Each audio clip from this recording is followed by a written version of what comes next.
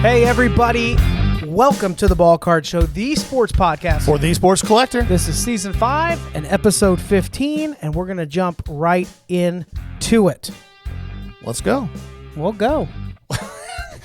You're the one supposed to lead this thing off. You just drop that in my lap. You always do. 5 years. I just wanted you to feel the pressure that I'm under. Okay. Well, What's now I it feel do. like? I don't like it. You go ahead. Exactly. My point exactly. Big week for us. We've been on the go like crazy. You hear us complain about this nonstop, but it really has been nuts for us. Once again, thank you everybody that's been joining in, whether you found us on TikTok, YouTube, Instagram, or saw us at a local show. It has been really cool to run into a lot of you in the last couple weeks. And then just as the video stuff's been gaining more traction, meeting more of you. If you don't know this and you haven't followed us on any of the socials, I'll give a quick plug here. We're most active on TikTok right now, as where a lot of the base for the podcast is. And we go live a little bit before each podcast episode to see what you're thinking about, questions that you may have, to make sure that we're delivering content that's valuable to you. So if you've not joined us on there yet, keep an eye out. I do a lot of eBay content throughout the week and lives, and we do that before every episode. Anything I'm forgetting on that? No, I think you got it. Make sure to check that out. A quick reminder, tonight, this is Thursday as you're seeing this. Thursdays at 7 p.m., we are always live on Whatnot. We run sudden death auctions for 2 to 3 hours. Usually do 200 to 300 auctions in there. We have consistently been upgrading the quality of the inventory. You're going to notice that this week. Tons of mem, game use stuff. We've had a big push for the early 2000s stuff. We take requests and we try to find this stuff for you. So make sure to hang out with us. Even if you're not going to buy anything, we'd love to see you in the room. Absolutely. Yeah.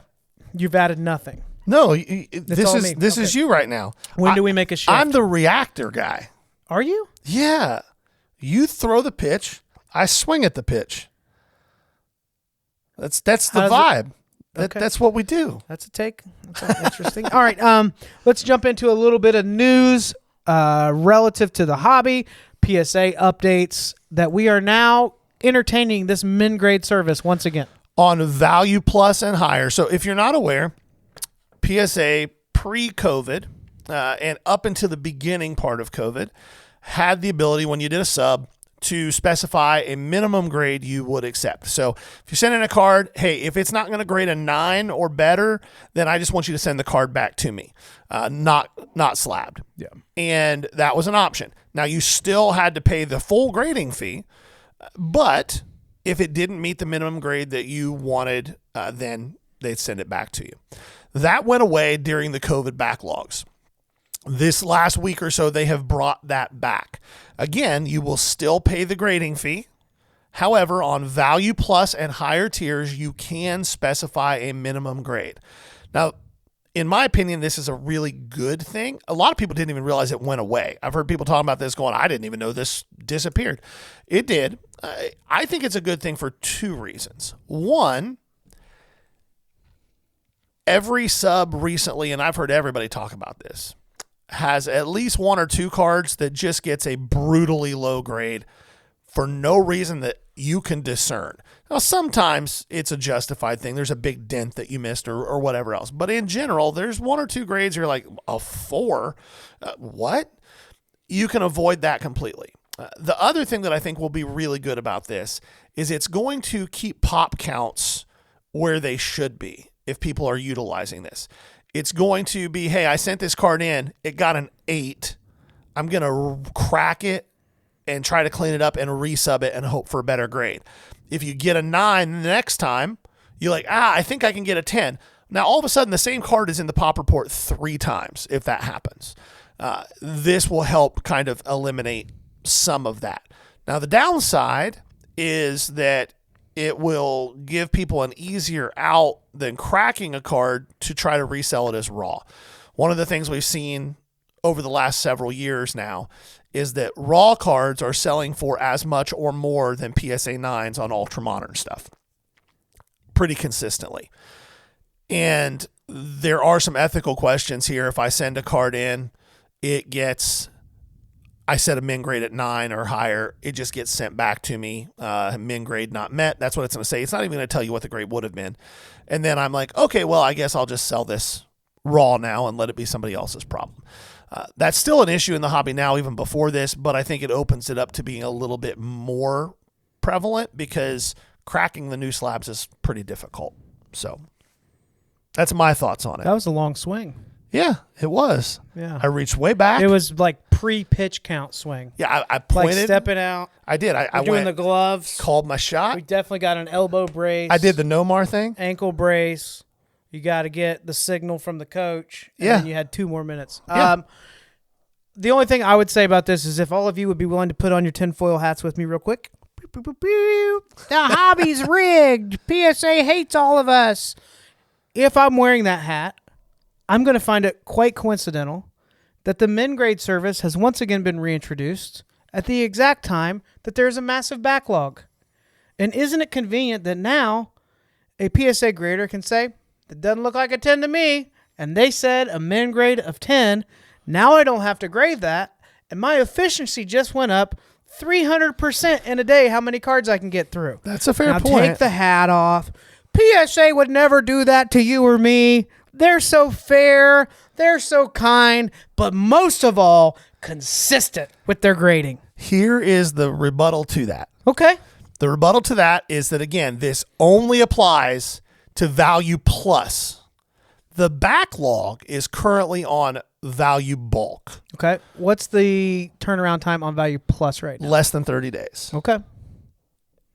Yeah. So that's the rebuttal to that. The bulk is where the massive backlog is. That's where your Value Bulk is, 4 or 5 months right is now. Value Plus where the massive group subs are, or only? No, that's Value Value Bulk. That makes sense. Yeah, that's Value Bulk. So I'm allowed to be an idiot and still be concerned with what they're doing. for sure. I don't think it's a terrible point. It's just there is a rebuttal to Yeah. it. That's all. They usually don't have a rebuttal, but in this case, you heard it here, folks. Gary strongly defending PSA. I wouldn't say strongly defending. You heard it here. Geoff Wilson, our favorite hobby influencer, had a little rant this week. Oh, you're going to tee off and I'm going to swing? I thought I would switch thought we were it doing up this for in you. Value I Box. just thought I Okay. would switch it up for you. All right. Well, we are, but we're just going to talk Okay. about his rant. No, I like this. I like that they're getting behind the scenes right now. Yeah, to see what's happening. Just to see how chaotic this had a is. little rant this week, and Jason directed me to it. I want to get Jason's just thoughts on the rant before I get into mine on it. So just a quick recap. It's been entertaining for us to see some of the comments. So just for clarity, let me start with this. We're a sports card podcast. We pride ourselves in being considered the garage band of sports card podcasts. We did this for 4 years before anybody really knew, except for locally, that we were even doing this podcast. Right. During those 4 years, anytime something happened in the hobby that was relevant, a sports card podcast covered it. Here we are in year 5 with video, still doing that because we are a podcast talking about things happening in the hobby. When that is true, influencers are going to be talked about. So if your favorite breaker does something that we would say is borderline illegal, criminal, poor customer service, we're going to talk about it. Yep. If an influencer says something that is brilliant, we're going to talk about it. If they say something that is stupid, we're going to talk about it. You're going to notice a theme here that if something happens in the sport card space, hobby, industry, whatever, the sports card podcast is going to talk about it. And that's not chasing I'm not clout. done swinging. You can say that we're riding coattails, we're doing this or that. Yeah, we're talking about things happening in the hobby, trying to be relevant and a source for that information and dialogue. That's how media works. If you don't understand that, I can't really help you that much more, but we're going to continue to do that. So before you jump in and say, oh, you're knocking on Geoff, when Geoff puts his soapbox up and says, I'm going to address the hobby and I'm going to give hard takes nobody will believe, which ends up being the version of mild salsa at a restaurant that's not authentic, right? It's Taco Bell hot sauce. It's Taco Bell hot sauce.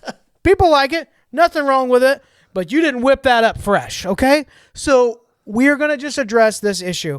He was saying that, and this is one of those pieces of content he released where I think he does have some merit in some of the things he's saying. Some of them seem wildly hypocritical to me. However, the gist was he's tired of people saying the hobby is dead. Do I hear it from time to time? Yes. Does he have a lot of people in Cards HQ saying the hobby is dead? No, he does not.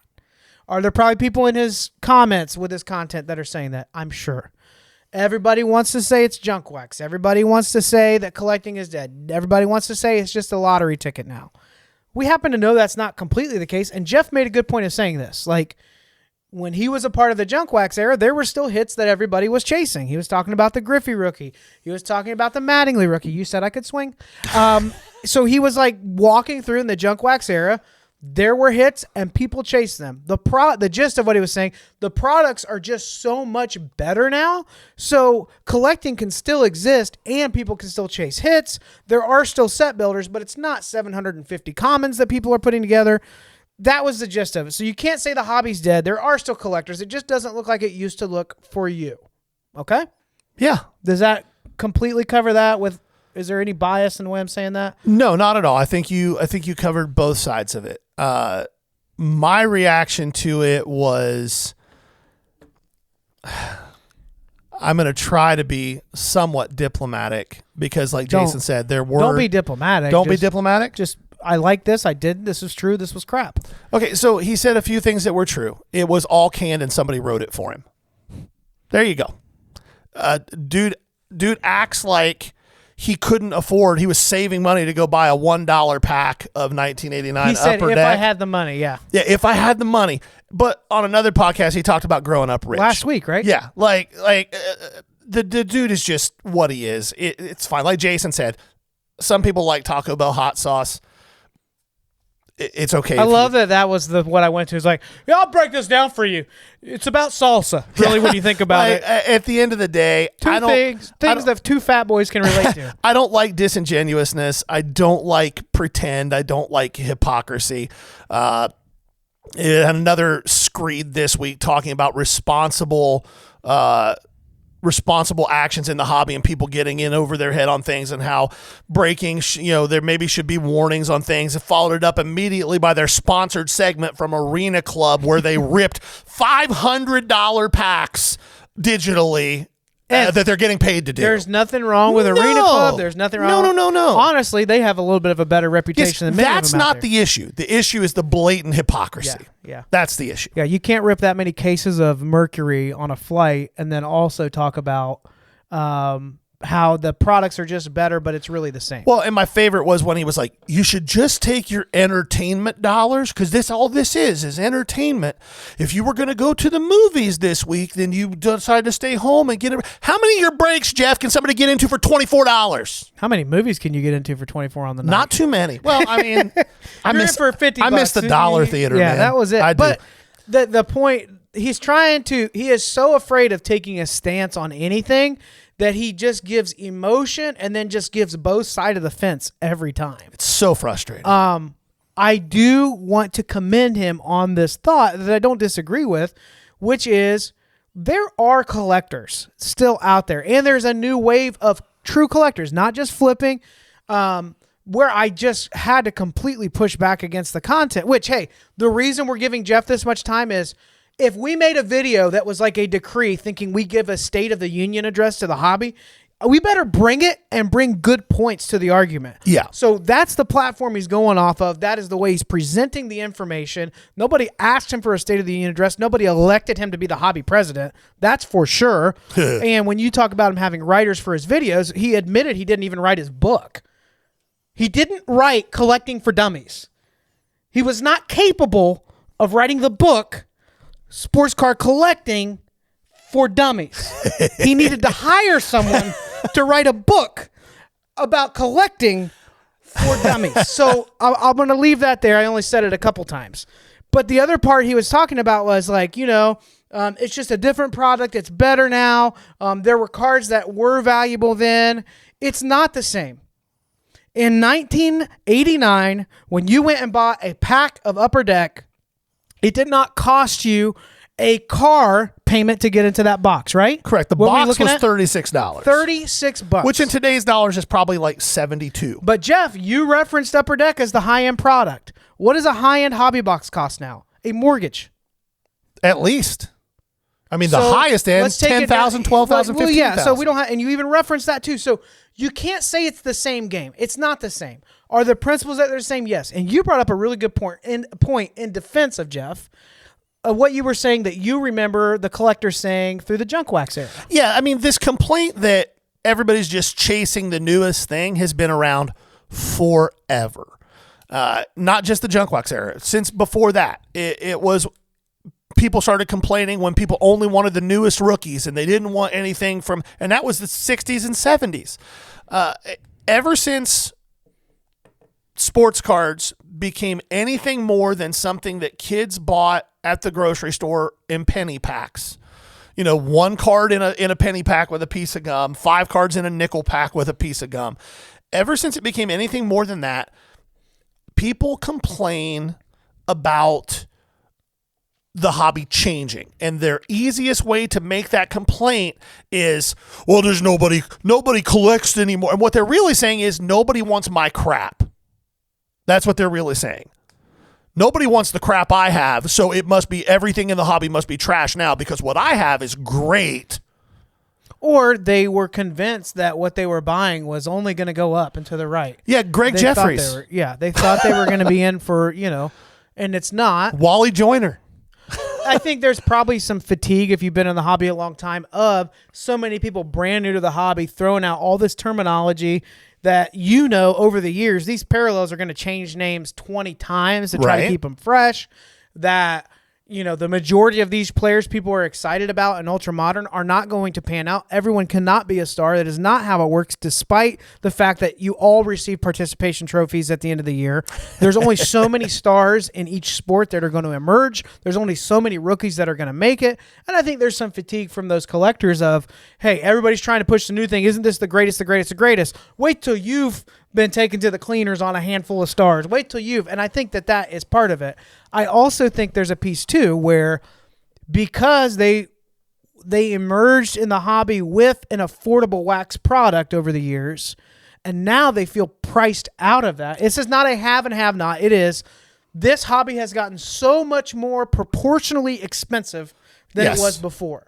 And if people were just used to, I would go to the shop, I would buy a box, I would buy them once a month, open them up, and I built my collection that way. Yep. And now it's too expensive to do that. And now, if I want to buy, hold on, I'm swinging. Okay, swing. If I want to buy singles, if I want to buy, get into it a different way, I have to learn so much about the market. And I don't get a magazine published every month that's just going to tell you what they're worth. It's real time, and I got to use this aggregate, and he doesn't like it, and everything's over comps, and I don't care if it's a case hit. I never wanted a case hit. It's just too much to dive into, and I think that's the tension. I think there is, but again, the same thing applied then. Upper Deck in 1989 when it released literally was double the price of anything on the market. Yeah, the hologram, dog. Double the price, and people lost their minds. How are kids going to afford $1 a pack? 50 cents was bad enough. Yeah. I remember when it was a nickel. Right. That's always going to change. And again, proportionally, it is more now, but I will push back a little bit. There are accessible products. The problem is the people complaining about not being able to buy products don't want them. They want the really nice stuff cheap. Yeah. And if the really nice stuff is super cheap, guess what? It's not anymore. Really nice. Mm-hmm.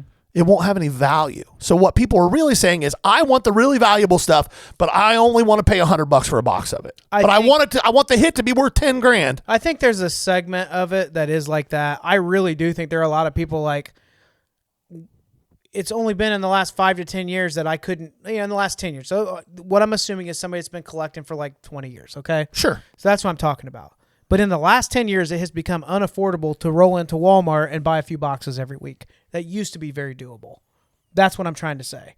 There are a lot of people that open stuff, even people okay with retail, people that aren't chasing after, we're chasing it, but they're not like pursuing and expecting a super huge. I know a lot of people that just feel like, man, that's a way more, the point of entry is far more expensive than it used to be if you're going to be involved in opening anything. That's fair. So I think that plays a role in it. Now, what Geoff did do a great job of was bringing up a topic that is super relevant. It's a topic we see somebody drop a video or have a podcast about every year. There's a video to this effect. If you're new to the hobby, you're going to see 10 more of these in the next 10 years at least. And it did bring up a great discussion. I do think that you hold it in tension.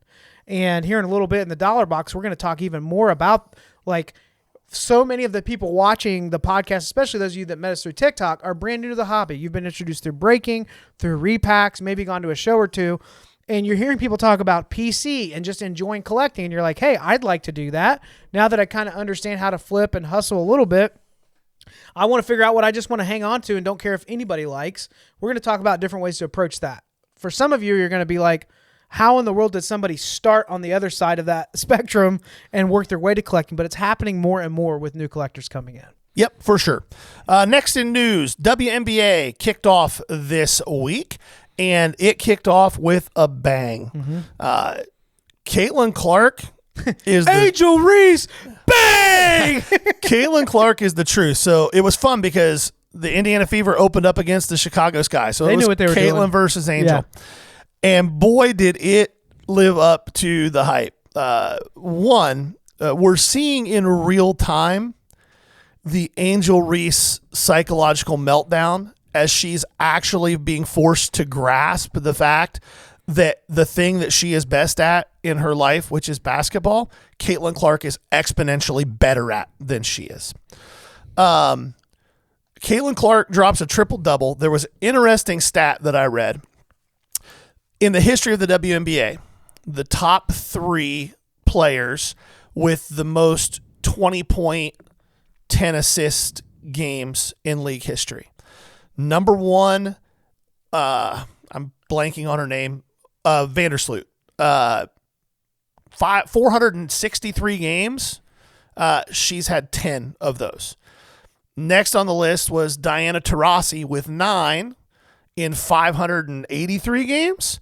And then there was Caitlin Clark also with 9 in 50 games. Like, it's just unreal. There was also something that happened in this game that I think is really important to talk about because the narrative is being pushed. I think the league is pushing the Caitlin versus Angel narrative. Oh, yeah. They're smart too. It would be better if Angel was actually good. It would be better, but they're pushing that narrative. But however, in this game, there was a series of plays. Fever are on offense. Angel Reese hard fouls somebody on Indiana's team, and it doesn't get called. Caitlin Clark looks at the official like, you're not going to call that? And the official just blows her off. So the next time up play. Yeah, up the floor, coming back, Angel Reese goes up for one of her patented doink layups, and on the way up, Caitlin Clark puts it on her.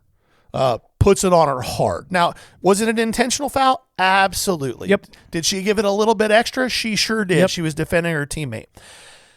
She ended up getting a flagrant 1. Angel Reese lost her mind. Started MFing Caitlin Clark like she lost her mind. And here's where it got weird, and this is something I think is really important to address because you may have seen something about this in the news and got a different take on it because people are absolutely clipping this statement from the NBA up to make it look like something that it wasn't. After this occurred, there were people in the stands being accused of saying some pretty awful things to Angel Reese that were racially based. There is no place for that. None. You can absolutely say horrible things to Angel Reese just about her basketball play. There's no reason to be racist in any situation. The NBA comes out with a statement that says we condemn this, we are investigating this.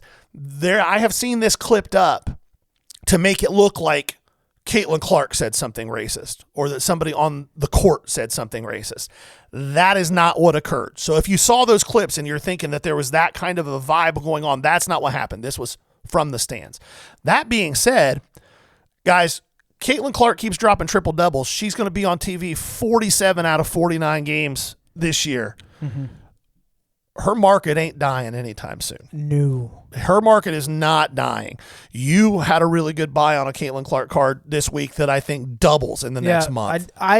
So if I were looking for Caitlin stuff, I would be looking for parallels of the rookie card that you see comps spread out pretty heavy on.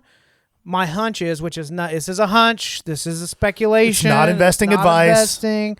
My hunch is those ones that you see a larger spread on, you're going to see the top end of that grow a little bit. So in this case, I was able to get a variation ice rookie, and I got it around $70. There's some comps there, but there's a couple recent ones well over 100. I think within a week or two, that's the baseline, and then there could be a little more excitement with it. So it's one where you can target the top end of comps. Caitlin is so liquid, you might need to scroll a little more on Card Ladder. A lot of times people don't realize that you're looking at 20 sales, but that's all in the last day. Sometimes in the last 2 hours. Yeah, so you need to really look through that. That's my play on it. It's going to be people saying, oh, there's these lower comps this month, but I'm also going to be, yeah, there's these higher ones. What has she possibly done to be on the low end of that market right now? And in general, the WNBA, I think, is not slowing down. I think that they finally have their star. They finally have somebody that is going to drive viewership and drive excitement about the league. Arenas are actually starting to fill up more than 20%. And if Caitlin Clark is playing, they're selling out. There are a host of very good players in the league whose cards I think are really undervalued. Their low-end market sells like crazy right now. Yeah. So don't be afraid. I can't believe I'm saying this because in the past I would never say you should dabble into the WNBA. But I do think it is a largely untapped market that's going to continue to grow. Two things I want to say. First one, a little bit of pushback. Not necessarily pushback, but just clarifying something. You mentioned how Angel Reese lost it on the court. It was all worked up. They had to hold her back. That's true. Both her and Caitlin had like what I would consider a bad attitude in that moment. Caitlin, for the right reasons, had an intentional foul. She threw a little shade. She was provoking Angel to get a reaction. Let me talk. You've got to work on this, bud. Swing, buddy. Care Bear hat means like emotionally you have to be older than That's your Ghastly. He's the villain. Yeah, don't care. Don't want to know his name. Don't care at all. But both Angel and Caitlin, since that, and pretty quickly after the game, said it was a play on the ball, it was a rough foul, but it was a basketball play. Yeah. They're both saying this. So I want to be fair in this. Like, Angel is a very polarizing character in the WNBA. There are many different theories as to why that is. But this stuff happens in NBA five times a game, and they don't all get this much press. So know that there's a massive narrative with this. It is something that is intentionally and can be used divisively. Guarantee you that we'll have comments saying this or that. There'll be race-baited comments. There will be social issue comments about this. There will be comments about Angel Reese being a star, Angel Reese not being any good, Caitlin getting all the love, Caitlin not having any accountability. We understand all of that, but I do want to say, like, at the end of the game, they're both professional athletes. They both got in the heat of the moment, and they both immediately were like it was a basketball play, whatever. Now, are there optics with that? Do they truly feel that way? We'll never know on any athlete. But it's not like they were trying to say, oh, now it's on. There's bad blood. They both just got in the heat of the moment. Caitlin intentionally fouled a girl. It was an intentional foul. The people saying, oh, no, I can't believe they called it. Oh, no, it was 100% intentional foul. Watch her knee, too. Like, she's giving it a little she's giving momentum. it to her. Yeah, for sure. I mean, and there's been bad blood between those two since college. Yeah. The second thing I want to say, I agree with everything Gary's saying about WNBA market trending up, but imagine any other sport where there's only a handful of players that if you hit, you're doing okay on. You just described almost every sport. I would say that basketball this year was pretty rough, but the wax sales also proved that to be true. I think in football you have 10 or 15 players that people are really excited about. I don't think even for a second if you opened up Prism Wax right now that you have anywhere close to the same amount of players that you'll be able to get value back on. For a WNBA? Yeah. I would agree immediately. However, I do think there are 10 to 15 legitimate stars in the WNBA that as it grows, those are not a terrible thing to have. I think that's 2-3 years out. I don't disagree. And the reason for that is if there really are these other stars, then someone needs to ask the question, then why is the Indiana Fever getting that many of the games? Why did the Bulls get that many of the games? Gary, you're arguing with yourself. We're both doing this podcast. Some questions are rhetorical for people. Thank you. Mine was also rhetorical. I understand that, but the other games were available. There was local broadcast for them. Yeah, there aren't a lot of local There's broadcasts. not any of for that. the That's WNBA. my point is there's 8 to 10 of these stars that we're not going to know about. We're just going to see stat lines, and then when they play Caitlin, then you get to see them. So that's something I want to say. The reason I'm giving that word of caution is the higher-end wax we announced is going to be released in the next year. There are going to be massive chases in it. But if you think it's a product like some others, like baseball products where you've at least got all these other people and prospects where there's some hype and some collecting, it may not be quite the same yet. Yeah, it might even be a better play as to keep it sealed. Yep. It might be a better play to keep it sealed. NBA Conference Finals coming up. Yeah, not what Four teams I wouldn't have picked. No, not at all. I did not. The Knicks don't surprise me too terribly much. I kind of thought they were going to beat Boston even with Tatum, but once Tatum went down, it was a foregone conclusion. I just expect more of a self-destruct before they get to the playoffs with that program. That's fair. fair. To see them put that team together, we got a very physical 4 teams in this. Yeah, the East Finals could be a bunch of scrappy 89 to 94 games. Yeah. There might not be a whole lot of points scored. Oakland City is really fun to watch. Oklahoma City? You said Oakland. Yeah, Oakland City's not a team. Oakland City is a small college close to where I grew up. I don't know why I said that. Thanks for catching it, though. You're welcome. Yeah, because we could have moved on, and I would have been ecstatic about that. Yeah, I see what you did there. Yeah, but we didn't. Oklahoma City and the T-Wolves will be an interesting matchup. Who do you think gets through on that? You think OKC handles it? I think OKC handles it. That being said, it's not a sweep. No, there is an outside chance that Anthony Edwards goes nuclear for 6 games, and there's nothing anybody can do about it. The thing that Oklahoma City has going for it. You mean nuclear? That's what I said. Oh, you said nuclear. I just didn't know if we were both playing the game or just you. I'm sorry. I didn't realize I said that. That's all right. I'm stupid. That's fine. The thing that Oklahoma City has is on the defensive end, they're a very physical team. On the offensive side of the ball, SGA is he's almost unstoppable right now. Yeah. The counter to that, though, is with the T-Wolves, Anthony Edwards is one of the more physical finishers in the league, and he's not afraid to go inside and body up going to the rim. And Rudy Gobert is a 2 or 3 time defensive player of the year who can still play defense at a very high level. And Julius Randle has been there before.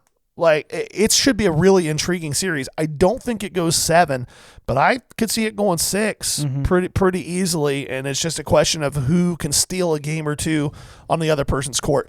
In the East, Tyrese Halliburton, for the Indiana Pacers to get to the finals, Halliburton is going to have to do what he's done for the first 2 rounds. Which he's proven to be able to. Yeah. I mean, everybody knew he was a great passer, a great distributor of the basketball, but I don't know that anybody anticipated him going out and having multiple 30-point games as a scorer. They're going to need that from him because when the lights shine the brightest, Jalen Brunson is the truth. He will disappear for stretches in the regular season. He'll be like, what does everybody make a big deal about this guy? He scored 17, like 9 games in a row. And then the playoffs come around and he's like 30, 37, 36, 31, 38, 19, 40. Like, he is the truth when the lights shine the brightest. And the Knicks are hungry. Their fan base is hungry to get back to that promised land. Yep. Not that the Pacers aren't, but. Yeah. Now, let's talk about it from the card perspective.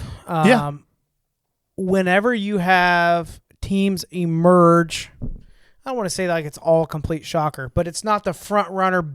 It's not all the front runner big market teams. We can at least say that. And the Knicks are a big market team. However, not everybody expected them to run this deep. No. And then you have 3 smaller market teams with stars on them. When it comes to buying these guys, here's the problem. By the time you will have watched this, we are like close to peaking on the value of any star on those rosters for this year during this season. If you're buying any of them right now, understand you're paying the premium that they might go to the finals, that they might be a finals MVP, but only one of those teams will have one of those players, right? Yep. And then within a couple months after that, unless a person who is coming off the bench has never done anything before does something magical, their market's going to soften a little bit. Halliburton and Anthony Edwards have both kind of seen this place. I mean, not to the finals, right? They didn't make it quite to the finals last year, Halliburton, right? Right. But they short of that. But the similar excitement of, oh, he's overrated, boom, he's not. And he can carry his team. We've already seen that bump. So if you're buying them, you're probably more of a hold over the next 3 years. I think they'll continue to be special. Or you're buying for the PC, but you're probably not buying with much margin that you're going to be able to get out of the card in the next 3-6 months before the next season starts. Right. You're playing that game for the 2 weeks after the championship. Yeah. I do think there is one player that does have little hot take? tremendous upside All right. In the near term if you want to play this game. And that is McDaniels, T-Wolves wing. Jalen McDaniels? Jaden or Jalen, one of the two. Big basketball guys here. Basketball fan. His rookie autos are in 2020, 21, and they're very accessible price-wise, and he has had multiple high-output games and is a big part of that team. If the T-Wolves get to the finals over Oklahoma City, and if somehow they win a championship, I believe it will be in large part because he has been a big-time secondary role player to Anthony Edwards. And if that happens, a guy who you can buy his rookie autos right now base for $15 to $30, depending on the product, on the lower end, that's a card that if he goes off a few times, you could see a nice little spike. And I don't think you're going to see it. If he doesn't go off, like that's the other side of that. Like, if he doesn't go off, I don't think they drop too much from where they are. I mean, you're going to have the normal off-season drop, but I would not say go out there and start buying Anthony Edwards or SGA's market has already peaked. Don't go buy SGA. Don't go buy Anthony Edwards. Halliburton, you might catch somebody sleeping at a show that's had it priced for a little while. Yeah, but in general, his stuff is already trended up. We've had people asking for him on whatnot. So people are already kind of playing that game. Jalen Brunson's market is already baked. It's just not great for as good of a player as he is. It's just you don't see the love for Trae Young stuff sells for more than Jalen Brunson stuff does. And I would argue that Brunson is a way better player. Mm-hmm. So anyhow, NBA conference finals talk. Check. Good job. You like that? So let's do the value box at this time. And what we want to do is unpack a little bit further what Jeff Wilson's video was talking about, that collecting isn't dead. And Gary and I certainly agree with that. And as we said, there were some good points that he made in his video, certainly things that we have different opinions on. But we want to talk to the person that was introduced to the hobby through breaking, through repacking, or content around like flipping cards, right? Maybe you stumbled into cards by, death scrolling through YouTube, doom scrolling. Get that one taken down probably.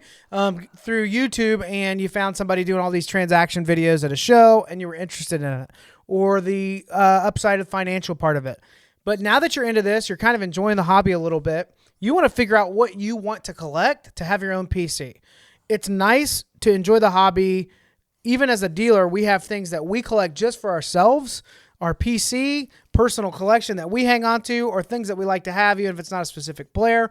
And it's separate from the things we're always trying to do business with. We might have a number on a card, but we'll throw a ridiculous number on that. We really don't care if it sells, right? Yeah. So if you're in that space, we want to talk through different approaches you have. Maybe you've been collecting for a while, and one of the ideas that we have here for you may be something that kind of sparks an interest, and then you find yourself down the rabbit hole of building out a collection or set or whatever. So that's what we want to do. This is going to be pretty elementary focus on like how we would approach beginning to collect from certain genres, etc.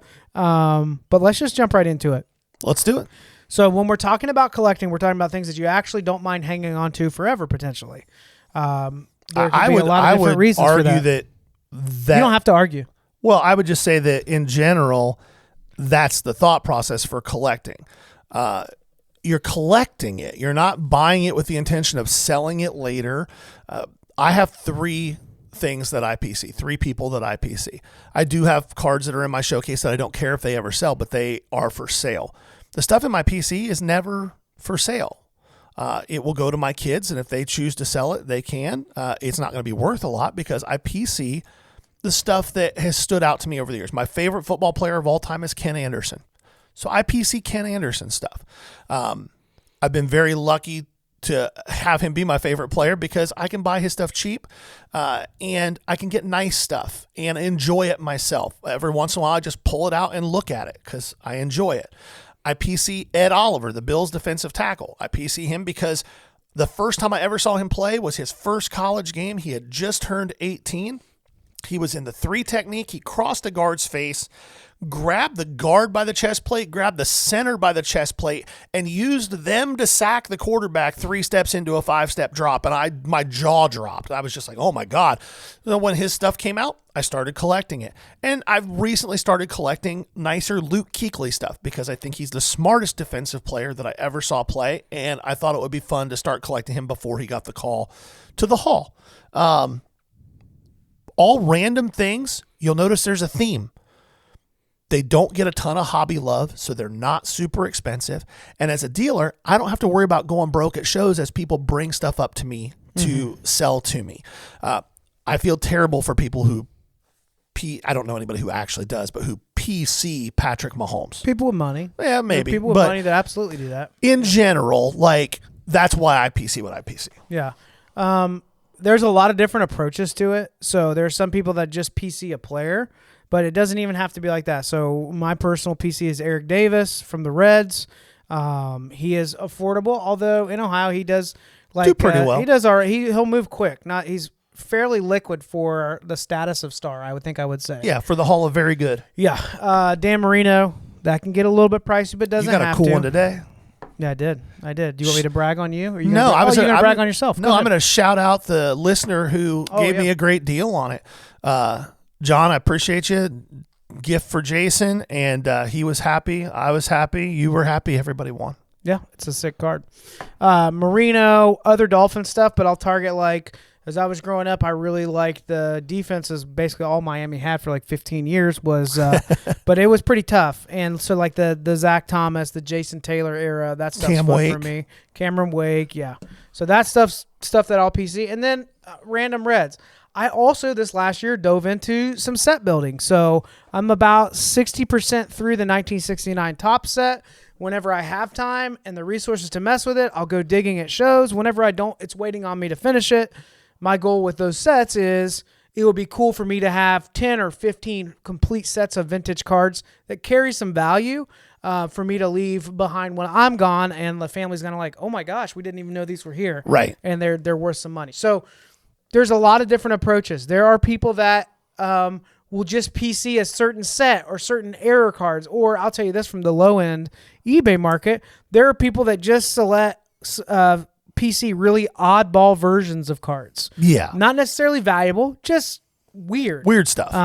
So let's talk through how you could get into the different categories. I kind of wrote out different options, but the traditional way that we've all heard about collecting, Geoff was even referencing it in his video, was set builders. So a traditional set builder will build out the basic checklist. So on vintage cards, vintage sets, or junk wax and earlier, you basically had a run of cards that was typically 500 to 700 cards. 792 cards. Yep. And everybody was in there. There were rookies in there. Some of them were miscut and had the other player on the card. Some of them were clean, but you just took your time to build out all 792 cards in the set. Then you have people that will do that currently. I don't see that happening as often in this market now because of the price point. For people to get a bunch of base, it makes it kind of challenging to open wax to get into that. And so many people throw away base. Set collectors hate it when they see that. The thought of cards being thrown away just bothers them. They don't necessarily want them, and they're not necessarily even building the set. But how could we throw them away? It's because there's just bajillions of them, and a lot of people don't build sets anymore. Set building can be, I know this sounds counterintuitive, it can be a viable lower price point of entry way to have a very targeted collection base. If you're doing it through opening wax, it can be rather expensive. However, you could decide just to build out the base set and find that stuff on eBay for $1 or $2 a piece. So baseball is a perfect example of this. Series 1 tops jumbos. If you buy 2 jumbo boxes, you should be, in theory, pretty close, about 80 to 90% of the way to a full base set. And while Jason's point of it being very expensive to do, that can be true. However, it can be a way for you to jumpstart a set and do something you enjoy. So if you want to rip some wax, make the goal, hey, I'm going to rip a couple boxes of Series 1 and I want to build the whole set, and I'm going to jumpstart that set by doing this, and then now I have a little bit of a personal chase. Remember, the chase doesn't have to be about hitting a big card that you can flip for money. Like, it can be about that feeling of satisfaction of when that last card, when Jason finishes his 69 set, I'm almost 100% certain the last card will be the mantle.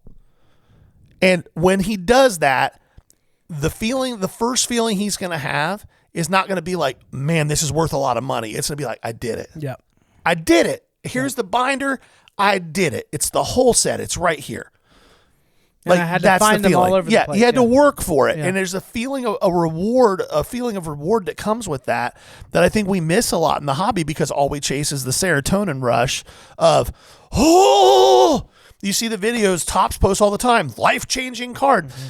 Sometimes a life change is just that feeling of satisfaction. You had a bad day and you hop on eBay and the set you've been working on and you've got alerts and the card you need popped up and it was only $4 and you grab it. And when it comes in, you're like, gosh, yeah, I did it. And it makes the whole day better. Yeah. I would agree with that. Some of you are hearing this and like, I have no interest and that's in okay. putting together a set of non-shiny, non-rare, non-whatever, and that's fine. There's a whole new wave of set builders, especially in the last 5 years that have rolled in. And what they do is they pick a subset. So out of Topps, maybe you have a little bit more money to spend, but you don't want to go nuts. You're not buying a bunch of downtowns. You're not doing it that way. But maybe you like baseball and you're like, you know what? I'm going to build out every year's home field advantage sets. Yeah. And a lot of those are going to be $30 to $100. 20, there's some of them out there for 10, 15, right? Yeah. And you can find them for $5 sometimes. That's the type of set that, although you're just building the set, I have a hunch that those parallels are going to get steep in the coming years. But that's one where you're kind of taking these they're case hits, right? The home field? Yes, they're case hits. Case hits, full set, nowhere close to the cost of everything else. How are we doing on time? Let me take a look at your watch right now. We're good. Cool. We're good. And you're able to build that subset out. It may be a cheaper insert set. Maybe you like Mosaic had these really cool images of the Bang set. Do you remember that? Yeah. Where it was like in a landscape, really cool shot. Maybe you want to build out a parallel set. There's affordable ways to do that. You can go to Cardboard Connection. What other sites? Beckett still does have a checklist. Any others that you go to for that? Cardboard Connection is the big one. It will break down the set, all the subsets, the variations of that set.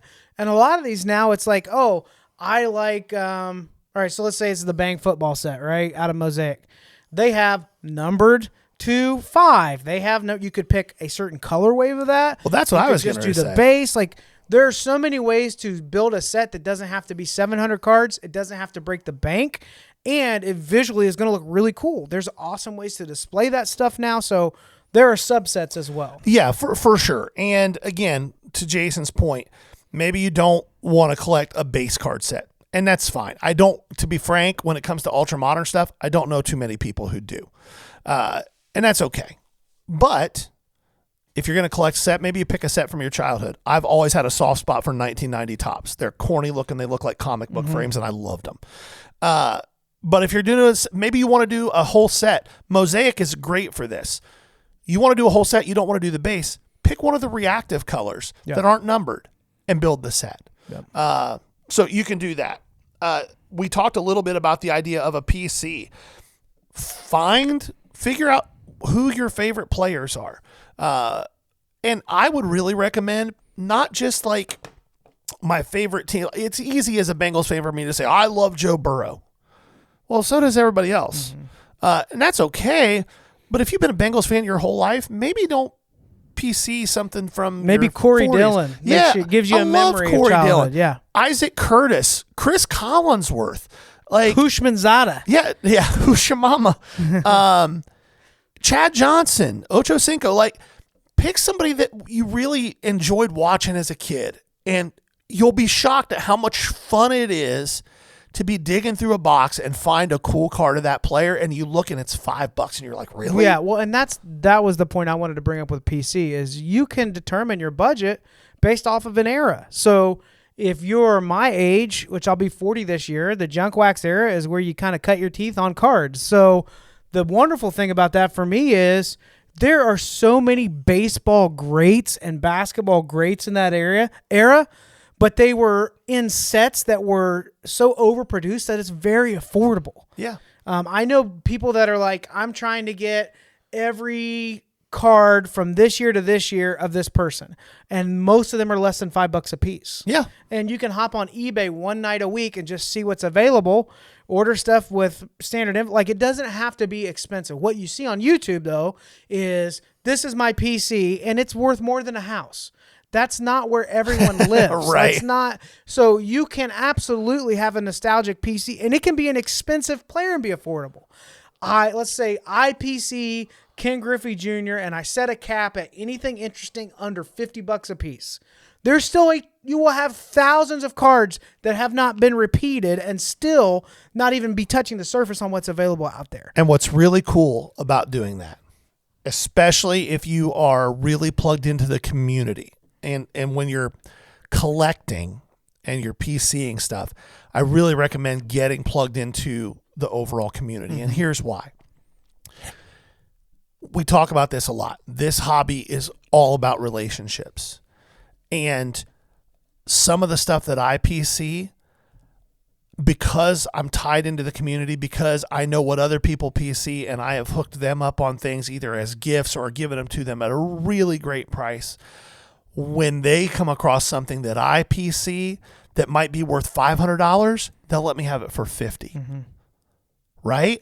Because they know you're not trying to flip it and sell it to somebody else. I'm 100% certain that that's how I'm going to get my Ken Anderson optic downtown, because somebody in the community knows that that's who I collect. I'm not trying to flip it and make money on it. It's never leaving my possession, and they're going to sell it to me because they pulled it and they're in it for $50 and they know that that's something that I collect.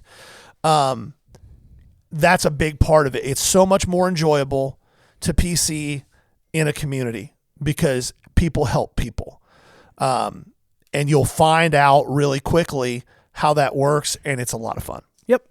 So if you're not somebody that's collecting, you hear people talking about it, you're in the hobby, ripping, chasing hits, and you have a little bit of fatigue, I'd just encourage you.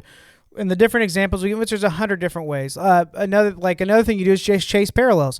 I am a person who buys cheaper things in the card space. When I started setting up at shows again, that was the biggest leap. Was I mentally was like, cards up to $50 don't exist. If they walk up in bulk, I'll buy them. But for my showcase, I'm targeting $50 to $500 on most stuff. Yeah.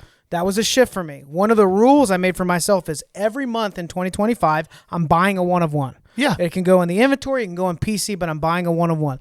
I have licensed one-of-ones that are worth a good chunk of change, and I have non-licensed ones that'll go in the showcase for $50 to $75. The point is I'm forcing myself to collect something a little bit different. Now, are all these PC? No, but it's a way of setting a goal of like, hey, I made a goal that I'm going to collect a one-of-one every month. I know that sounds silly, but for some of you, that may be a way to enter in, to find a good spot. You can do this on your own budget and just enjoy the hobby, enjoy collecting. And setting a goal is a really good part of that, because if you set a goal and you give yourself a budget with it, you can keep yourself from falling into the trap of overspending, of getting sucked into something that you can't really afford. This should not be a hobby that causes you financial stress. Right. This should not be a hobby where, and listen very carefully to me, because I know I'm talking to some of you right now. This should not be a hobby where you're hiding the credit card bills from your spouse. Ever. Like, that's not what this is about. If you find yourself in that position, there are resources out there to help you, but that should not be what this is about. Simplify. Is there anything wrong with trying to buy stuff and make money on it? Of course not. And some stuff's expensive to invest in. And some stuff is expensive to invest in, but the hobby side of this should be something that brings you joy, not stress. It should be something that you can sit back and have a little bit of reminiscence to your childhood and enjoy that, not be stressed about how I'm going to make this minimum credit card payment because I spent 10 grand last week on brakes that I couldn't afford. Yeah. That should not be what this is about. That's the whole point of this segment, is that this hobby should be something that really fills your heart, not makes you stressed and worried all the time. One final note before we move on with this. To those of you listening to this, rolling your eyes, you can't believe that there's people in this situation. I mean, this is just ridiculous. They're not even collectors, this and that. I would remind you that those of you that have been barely paying your table fees for the last 20 years and all of a sudden now you're making money at shows again, it's because of a massive influx of new collectors to the space.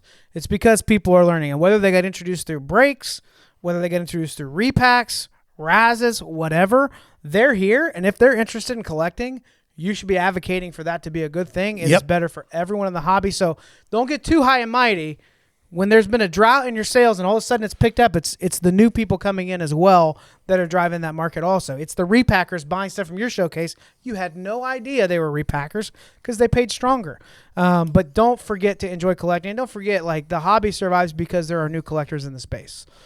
Flippers will come and go. Speculators will come and go. That's been around forever in this hobby. That's never going to change. But the collectors are going to be driving the market on that. Always. Over the long haul. Yep. Low-end liquid. This is a set that, if you don't know this, I have a high-volume, low-end eBay store, tens of thousands of listings up active right now. Excuse me. And what I try to do is give a set that I've noticed has been selling for me pretty liquid. This set in particular is one that I was kind of surprised, but over the last couple months, I've made a mental note. I try to do that. If I start to notice a trend of a set that's selling, sometimes a random top Series 1, Series 2 subset kind of gets more popular. Why? Because somebody is collecting it. Right. Somebody's building the subset. So this is case in point. These are not the prettiest inserts I've ever seen, but it's a cool idea. These were in 2020 tops. This is the decade's best. So it has a player or a moment in baseball. It shows what decade it's from, but decade's best batter, Tony Gwynn. Decade's best award winner from the 50s, Willie Mays. Decade's best pitcher from the 70s, Bob Gibson. So tons of categories. It's a pretty large subset. All these in my store are like $199 to $249, but I'm noticing that they're starting to pop off. I know for a fact there are tons of these in the dime boxes that you'll see at an LCS or at a card show, or you can buy you might be able to buy the whole set on the cheap and split them out on eBay. Yep. But this week's episode of the Low End Liquid will be Decade's Best. Not huge markup, but they're starting to sell kind of quick for me, and there may be something going on there. Check them out. And again, as a reminder, on the low end stuff, Jason will tell you on a $1.99 sale, you make what, 40 cents? 40, 50 cents, yeah. That's 25%. Yep. That's solid numbers. Okay. The Lookout. Last thing this week. This is one that I really was excited about because I was excited about this kid when he got drafted. I thought he was drafted way later than he should have been, and only because he doesn't fit a typical first base profile, because he doesn't have tons of just raw power. And that is CJ Kayfus of the Cleveland Guardians. He was drafted in 2023, third-round pick. In college, dude just hit. He doesn't have great raw power, and he's a first baseman, and that just doesn't profile super well. MLB teams want power at first base. Now, here's the thing. 50 grade power. He gets to it in games because he has such a good feel for the barrel of the bat. I think that realistically he's a 20 to 25 home run guy in the bigs, which is on the lower end of full-time first base production, but he also is probably going to hit pretty close to 300. He's 23 years old. He's in AAA. He started the year in AA, and he's come up to AAA. He's evenly split between the two so far this year. I don't think it's too long before they bring him up because Carlos Santana is not cutting it at the plate at this point in his career.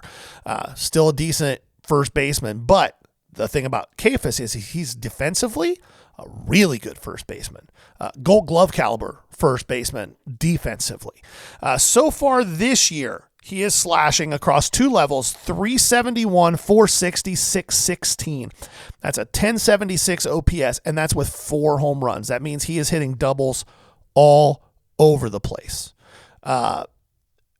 Strikeout to walk ratio, a little bit under 2-1, so not amazing, but better than league average. I think he's like a 1.6-1 strikeout to walk guy. In AA this year, he was almost 1-1, which is amazing. His career slash line, which is basically one full major league season, is like 533 at-bats. His career slash line in the minors is 306, 411, 539 for a 947 OPS. Currently, he's in Columbus with the Clippers. If you're in Central Ohio and you're a baseball fan, you should be going to Clippers games anyway. But if you get a chance before he gets called up, go watch this kid hit.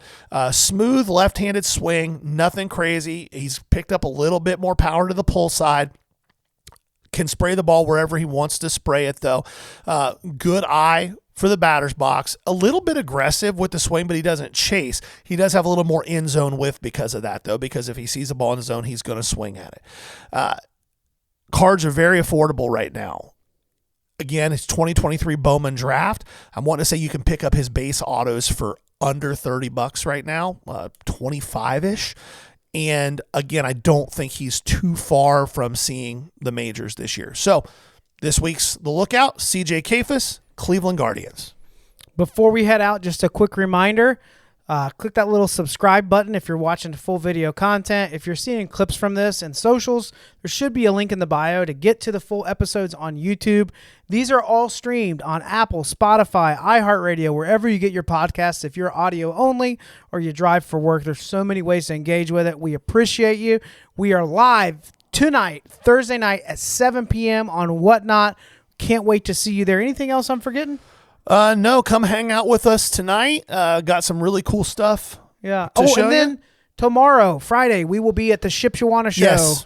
Somewhere in the middle, 2 tables. Look for the big Ball Card Show banner. We can't wait to see you there. This has been the Ball Card Show, the sports podcast. For the Sports Collector. Bye now. Peace.